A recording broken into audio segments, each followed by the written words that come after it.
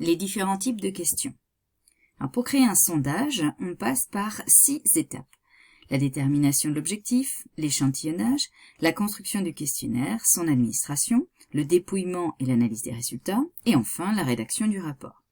Nous nous situons ici à la 3e étape qui correspond à la construction du questionnaire et nous allons étudier les différents types de questions que l'on peut rencontrer dans un sondage.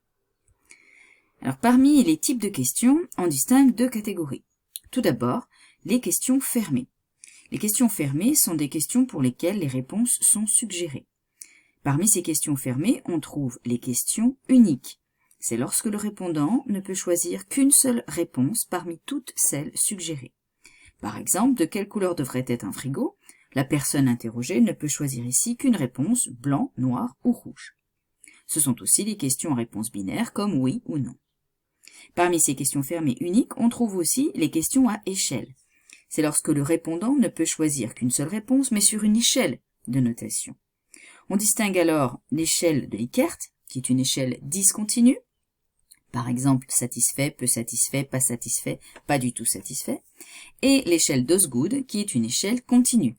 Par exemple, de pas du tout satisfait à très satisfait, on choisit une valeur entre 1 et 10.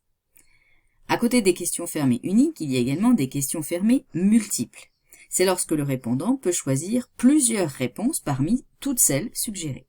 Par exemple, parmi les desserts suivants, lesquels aimez-vous? Tarte, cookies, glace. Le répondant peut choisir plusieurs types de desserts. Parmi ces questions fermées multiples, on trouve aussi les questions de classement ou ordonnée. C'est lorsque le répondant doit ordonner ses réponses multiples. Par exemple, parmi vos desserts préférés, classez vos 3 premiers. Enfin, à côté des questions fermées, on trouve les questions ouvertes. Les questions ouvertes sont les questions pour lesquelles aucune réponse n'est suggérée. Parmi elles, on distingue les questions texte. C'est lorsque la réponse attendue doit être rédigée sous forme de texte. Par exemple, que pensez-vous de? Et on distingue également les questions numériques. C'est lorsque la réponse attendue doit être un chiffre ou un nombre. Par exemple, combien de fois êtes-vous venu? Voyons maintenant les avantages et inconvénients des questions fermées. Côté avantages, les questions fermées sont faciles et rapides à administrer. Par ailleurs, elles sont simples à dépouiller et analyser. Enfin, elles incitent à répondre parce qu'elles sont généralement courtes.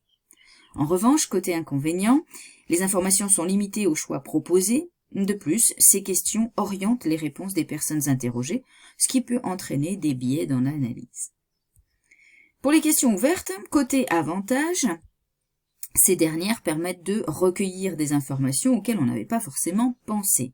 Par ailleurs, elles offrent une très grande variété de réponses possibles. Toutefois, côté inconvénient, elles sont souvent peu complétées par manque d'idées ou de temps. Leur exploitation est difficile parce qu'il faut analyser des textes avec des expressions et de ce fait, elles sont souvent peu utilisées. Nous venons donc d'étudier les différents types de questions dans un sondage et c'est la fin de cette vidéo.